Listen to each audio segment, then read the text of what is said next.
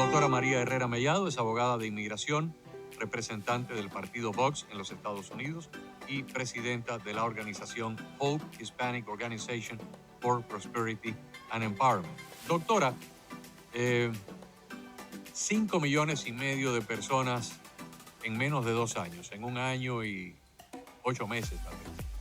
Al paso que vamos, si no cambia nada, tendríamos cerca de 12 millones de personas para el día en que al presidente Biden le tocara entregar, si es que no logra reelegirse, le tocara entregar su gobierno en enero del 2025.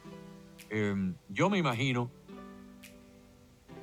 que ni duplicando el sistema burocrático de inmigración se podría dar abasto con esa cantidad de peticiones de asilo políticos, de residencias, todo ese proceso. Como abogada de inmigración, háblenos un poco de cómo está funcionando el sistema y cómo, las dificultades, la crisis que esta abrumadora cantidad de personas impone al gobierno federal y, por supuesto, a todas las agencias. Bueno, la verdad, Agustín, que estamos viviendo una crisis terrible en la frontera sur, que además tiene repercusión y grandes efectos negativos en lo que es el procesamiento de aquellos solicitantes de visado que van a las diferentes embajadas y consulados. Esto es así. Para que se hagan una idea, están entrando en números récord, como hemos visto en las últimas semanas, y se ha denunciado y han tenido que cambiar de política, un número récord de venezolanos, pero también de cubanos, ¿no? Y nicaragüenses. Ahora bien, si hace, digamos, 6 o 7 meses ya se hablaba de casi 2 millones, por encima de los 2,5 millones de casos atrasados en los tribunales de justicia de inmigración de los Estados Unidos, imagínense en qué está quedando esto. Las noticias que deben de conocer su audiencia y todos los afectados es que, por ejemplo, muchas personas que intentan entrar en Estados Unidos solicitando asilo, y aquellos incluso que están entrando sin ningún tipo de documentación o incluso que esquivan a la patrulla fronteriza. En el caso de que quieran referirlos a un juez de inmigración y que quieran solicitar o pedir su caso de asilo en los tribunales, se están dando las citas para el 2025, es decir, con 3 años de atraso. ¿Qué va a pasar? Pues va a pasar que durante los siguientes 3 años estas personas van a poder solicitar asilo y permiso de trabajo, pero el problema real que tenemos, y eso lo arrojan las cifras, es que hay un gran número, la mayoría de solicitantes de asilo que no van a ganar sus casos, que no califican, y se les está aconsejando que pidan asilo simplemente para sobrevivir en este país. Digamos que eso es un problema real porque, porque estas personas están también, digamos, entrando al país sin ninguna prueba y son personas que van a pedir el permiso de trabajo, lo cual sí les va a permitir trabajar de forma legal, pero sus posibilidades de quedarse en este país son mínimas. Y eso crea unas expectativas que luego empuja todo este lobby a favor de una reforma inmigratoria, cuando la mayoría de las personas no entienden que no se trata de pasar una nueva reforma inmigratoria, sino de aplicar la ley existente y defender nuestra seguridad nacional. Y lo que va a ocurrir es que estas personas van a poder trabajar 2, 3, 4, 5 años hasta que les llegue la fecha final de la adjudicación de su caso. Y cuando no puedan demostrar legítimamente que son perseguidos religiosos o perseguidos políticos en sus países de origen y le nieguen el asilo político, tendrán 2 alternativas: o marcharse del país, lo cual es casi improbable para esa fecha porque ya habrán echado algún tipo de raíces, o pasar a la ilegalidad y vivir en las sombras. Así es, y la verdad que es una lástima porque se le eleva las expectativas a un número incesante de inmigrantes que vienen aquí pensando, número uno, que creyeron al presidente Biden que se le iba a dar un trato más digno. Hemos visto lo que está pasando ahora con los venezolanos, ¿no? ¿Quién se imaginan ustedes si el presidente Donald Trump estuviese deportando a los venezolanos a México e intercambiando a los venezolanos por visados temporales de inmigración con los mexicanos? Sería un verdadero escándalo. Por otra parte, hemos visto lo que pasa realmente cuando las personas llegan aquí, no tienen, ese es mi punto, no tienen la posibilidad ni siquiera de ir frente a un juez de asilo, están desesperadas Otra cosa que quiero también denunciar, que me parece terrible lo que está pasando.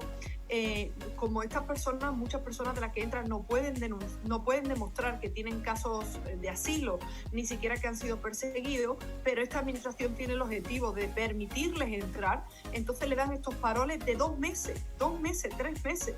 ¿Qué significa eso? Tú los dejas entrar y a los 2 o 3 meses estas personas tienen que renovar su parol con el oficial y el punto fronterizo por el que entraron. Eso es surrealista, nadie quiere volver, nadie quiere renovar los permisos. Entonces, cuando nosotros vamos a pedirle un permiso de trabajo a un parolí, a una persona con permiso humanitario, por mucho que intentemos hacer el proceso expedito para que le den el permiso de trabajo, se está tardando 30, 60, 90 días. Por lo tanto, cuando ya el permiso de trabajo han pagado ustedes por un abogado para que le piden su permiso de trabajo, ya el parol se le ha expirado y no califican más. Entonces los hace que entren, vuelven a incurrir en nuevos gastos. Son situaciones y soluciones completamente surrealistas. Y además, ni qué decir del efecto devastador que tiene eso en el procesamiento de casos a través de embajadas, consulados, incluso dentro de los Estados Unidos, con el Servicio de Ciudadanía e Inmigración, que está completamente colapsado.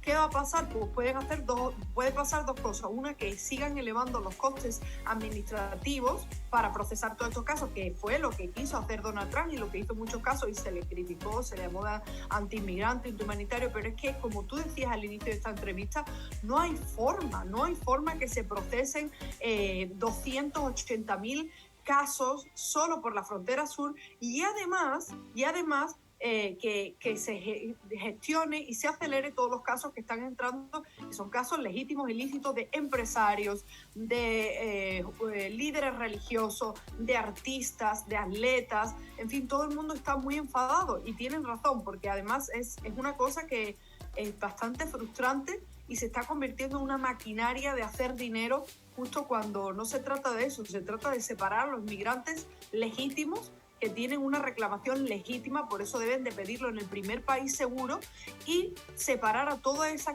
masa de casos económicos y yo siempre reitero eso en mis entrevistas, cuyo objetivo sería completamente diferente. Señores, hay muchísimas empresas, cientos de miles de empresas en los Estados Unidos. Yo trabajo con algunas aquí en Florida que necesitan, digamos, 50 agricultores, 40 panaderos, personas que trabajan en la construcción. Y eso se hace a través de los visados, los EB, los Employment Base. Entonces, si usted lo que quiere es trabajar en este país, tiene que ver en la página del Departamento de Estado y tiene que ver qué empresas en Estados Unidos están deseando contratar. Y aún así se pide una certificación laboral que la pide el empleador, por cierto, ni siquiera la pide el inmigrante. Y a los 8 meses, si eso viene aprobado porque usted no tiene antecedentes y la empresa está solvente, entonces nosotros le hacemos su visado para venir como emigrante económico y para trabajar. Pero ¿qué pasa? Que con este mensaje que dio Joe Biden al inicio, lo que ha traído es toda esta crisis humanitaria, que sí, por una parte es humanitaria, pero por otra parte es de seguridad nacional y que la han creado ellos porque realmente no hay necesidad. Hay puestos de trabajo que se podrían rellenar, pero eso significa hacer las cosas bien. Y esta administración es una administración del caos absoluto. Ahora háblenos un poco de la situación de los venezolanos en la frontera. Tengo entendido de que ya algunos han entrado a través de las 24.000 visas que el gobierno ha concedido. Creo que la restricción es que tienen que entrar por aeropuertos, no pueden brincar la frontera. Pero algo que la prensa americana en términos generales nunca explicó, ni yo creo que nadie lo sabe. Yo me enteré de casualidad porque le pregunté a un periodista mexicano la semana pasada. Le pregunté, ¿y el gobierno de México a cambio de qué accedió a que le mandaran estos decenas o cientos de miles de venezolanos a territorio mexicano para que aguarden ahí indefinidamente un proceso migratorio con las autoridades americanas? Que el periodista me dijo es que el gobierno de Biden le prometió al gobierno de López Obrador que si recibía a los venezolanos de vuelta, le otorgaría a los mexicanos visas legítimas de ingreso para entrar a Estados Unidos, o sea, un quid pro quo. Háblenos un poco, ¿qué otros detalles se conocen?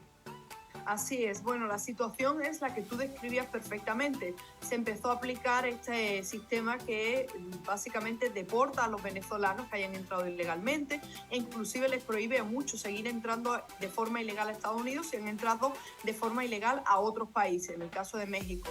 Se ha producido un acuerdo económico, un acuerdo por el que Estados Unidos le da o le promete dar 65.000 nuevos visados temporales a mexicanos para que entren aquí en Estados Unidos y puedan trabajar. Mire, yo trabajo en México, soy profesora de inmigración también y seguridad nacional, asesora allí, y les puedo decir que las ciudades fronterizas están completamente agobiadas y están completamente devastadas por la entrada masiva y ilegal de inmigrantes, no solo de Venezuela, sino de toda la parte del mundo. Y yo le decía en una entrevista a los colegas del Diario de las Américas que, y te lo dicen francamente los políticos, los alcaldes de las ciudades fronterizas, que el gasto no es solo en gasto, digamos, el gasto económico, gasto fiscal, amenaza contra la seguridad nacional, sino lo que está pasando es que hay un problema con los recursos naturales, es decir, son ciudades que no están diseñadas para recibir la entrada masiva, el consumo de agua, todo lo que conlleva el acoger a todos los inmigrantes. Entonces, claro, México, yo hace poco vine de San Luis Potosí, en la Ciudad de México, de dar una charla que se llamaba Los tabús de la inmigración ilegal. Y es muy oportuno, ¿por qué? Porque por una parte, pues México es un país que exporta y además que desde el que salen muchos inmigrantes con destino a Estados Unidos de forma ilegal. Entonces, pues no quieren ser los primeros que hablen mal de la inmigración ilegal porque reconocen que ellos mismos son exportadores de inmigrantes ilegales, pero la realidad es que están absolutamente desbordados, y lo que pude ver en los centros de detención, por ejemplo, en San Luis Potosí, es que están desbordados, y aparte, como nos comentaban allí, pues hay un problema serio porque muchas veces ven cómo llevan los propios traficantes de seres humanos, abusadores, violadores, y esto se torna en una crisis de derechos humanos y hace que, por el tema de no incurrir en responsabilidad legal, ya no quieran ni siquiera dar acogida a los verdaderos migrantes humanitarios, ¿no?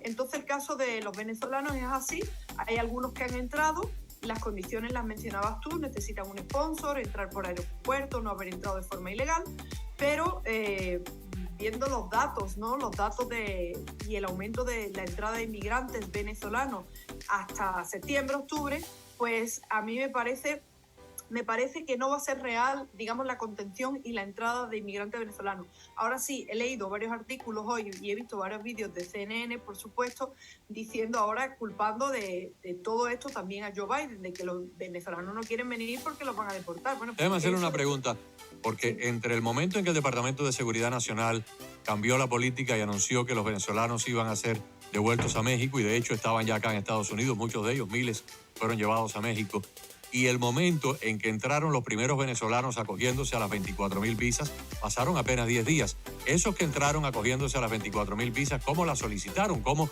hicieron el papeleo burocrático que normalmente toma semanas o meses?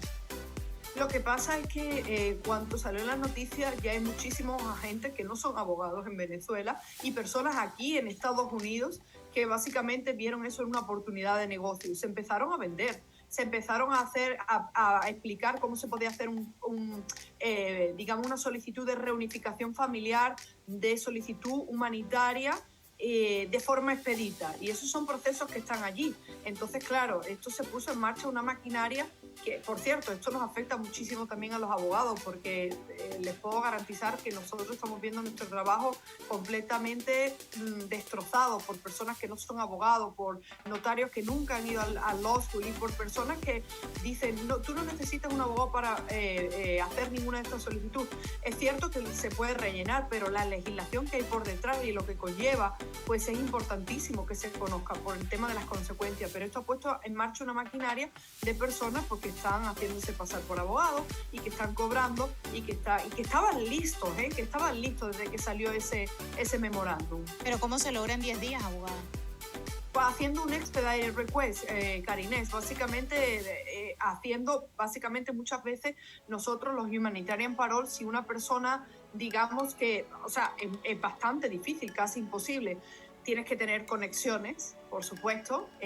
Muchas veces cuando se pone el expedited request, directamente muchas personas se van a las oficinas de los políticos para que ellos le hagan seguimiento con la oficina en Washington, con el Departamento de Estado, pero debo de decir que ese tipo de seguimientos es muy, muy limitado. ¿Por qué? Porque solamente le puedes dar el número de notificación y básicamente preguntar. Por lo tanto, esto apunta a que hay ciertas personas con vínculos muy cercanos a las embajadas o a USCIS o al Departamento de Estado, que están consiguiendo esto, pero les digo, en casos que yo he tenido realmente terribles de perseguidos políticos, personas encarceladas, un expedited request nunca te lo dan por debajo de los 15 días. O sea, estamos hablando de que esto se está utilizando de alguna manera como algo político para decir ya Biden está dejando entrar a los venezolanos. Es posible que también el gobierno de Biden haya acelerado el otorgamiento de estas visas para por lo menos en la prensa dar una imagen. En contra de un solo exacto, grupo. Claro. Estamos a 15 días de unas elecciones, o sea, un poquito menos. Sí. Claro, Karinés, esto se trata de una argucia, de un juego político, y esto estaba todo preparadísimo. Y recordemos que eso muchas personas no lo entienden, que digamos la oficina de inmigración es parte de la oficina ejecutiva y es un tema al final, ¿no? Todo el tema USCIS, Departamento de Seguridad Nacional, EOIR, todo esto depende en gran parte de la rama ejecutiva, ni siquiera de la judicial. Entonces estamos hablando de agencias administrativas que pueden tener una discreción enorme y coincido con Agustín de que se emitió todo esto y no querían decir que se estaba deportando a todos los venezolanos y tampoco que no se estaba dejando entrar ninguno, y le dirían los primeros casos se tienen que proceder tramitar en 1 o 2 días, sobre todo los expedited. Entonces eso es lo que estamos pasando, pero no dejan de llegar las personas, están dejando entrar a muchísimas personas. Ok, controlan los venezolanos, pero ¿qué pasa con los colombianos y los peruanos? O sea, los ecuatorianos. Yo les puedo decir que además no hay casi nada de filtro, se están dando parol rapidísimo, sin ningún tipo de control. De hecho, qué bueno que la tengo hoy acá, porque el Border Patrol tiene una unión. Y ellos se han encargado en los últimos meses a través de Twitter, me imagino que otras redes sociales, pero yo los leo a ellos en Twitter, y ellos han dicho, ellos han estado denunciando cómo cómo se han convertido en unos concierge, prácticamente han dejado de hacer su trabajo. Es como un grupo de denuncia, ¿no? En lo que se ha vuelto esto, para que la gente esté al tanto por cuál es el tipo de estrés y lo que está pasando el equipo de Border Patrol. Y correcto. El 13 de octubre, esto lo pueden buscar, la página de Border Patrol Union es BP Union, ¿ok?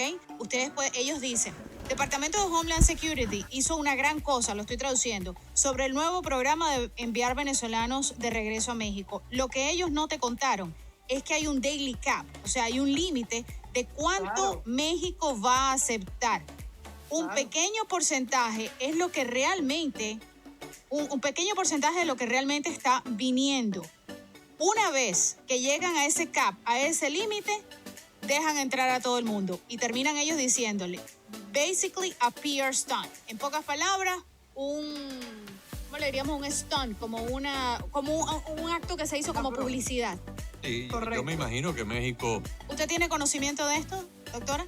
Sí, claro, yo leo lo que tú has publicado, lo había visto y tiene todo sentido del mundo porque, como decíamos al inicio, Agustín, o sea, México le van a dar 65,000 visados temporales adicionales, pero ¿cuántos venezolanos están llegando? Ustedes tienen los datos, es imposible.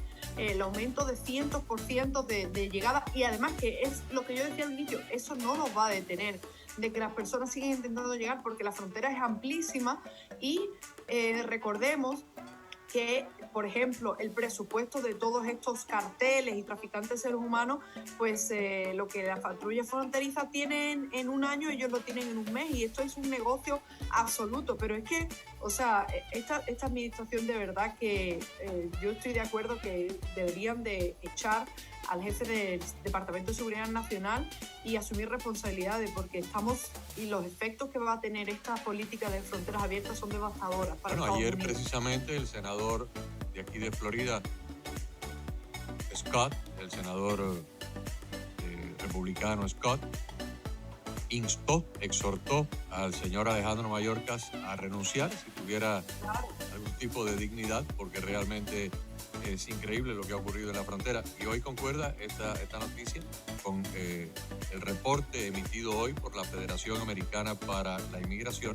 5,5 millones de personas han entrado ilegalmente a los Estados Unidos desde el día que el señor Biden asumió el gobierno del país. 5,5 millones en Ese es un número que ni siquiera lo ha dado el propio gobierno. ni el propio ¿no? gobierno. 5,5 millones. Claro, imaginaros cuando vuelvan a pedir otra vez una reforma de la ley de inmigración, una amnistía. Esto cada vez se está volviendo algo más difícil. ¿Qué va a pasar? Pues luego llega otro presidente que se da cuenta de que tiene que aplicar la ley de inmigración y va a venir mano muy dura. Y entonces ahí veremos ya la campaña, como pasó en el 2016, de las redadas, porque, o sea, algo tiene que hacerse. Entonces, esto no se justifica.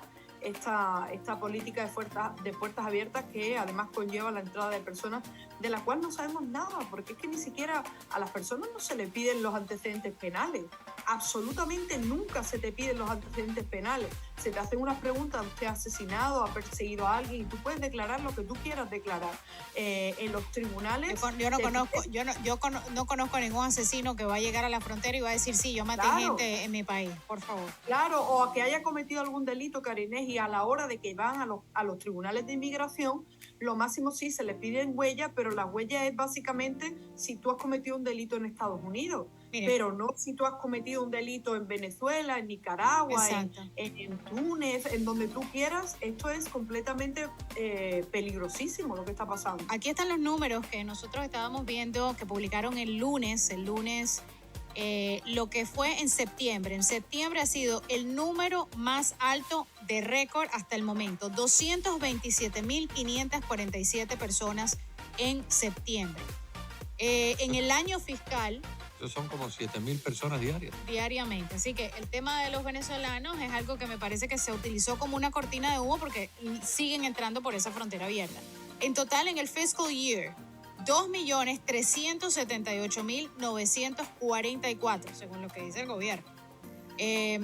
98 arrestos de personas que estaban en la lista del FBI como terroristas.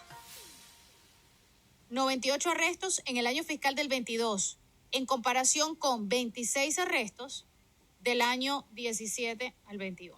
Esas son las cifras. Y 26 arrestos también entre los años 2017 al 2021. Estos son los números, estos números no mienten. Doctora, muchísimas gracias por estar con nosotros en esta tarde. Muchísimas gracias, hasta pronto. Gracias. Hasta pronto.